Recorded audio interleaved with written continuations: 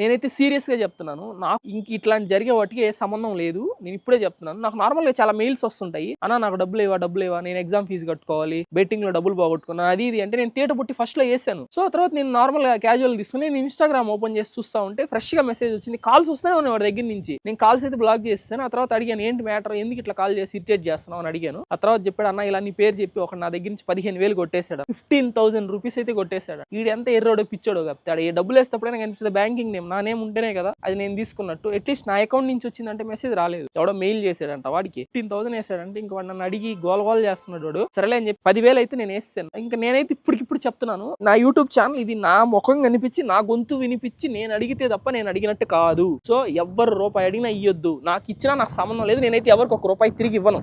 మీరు పోగొట్టుకుంటే నేను బాధ్యుడిని కాదు. అది నిన్న నైట్ వేసా 10,000. ఇవ్వండి స్క్రీన్ షాట్ కూడా. జాగ్రత్తగా ఉండండి, సేఫ్ గా ఉండండి. Advance happy Vinayaka Chavithi. ఉంటా బాయ్.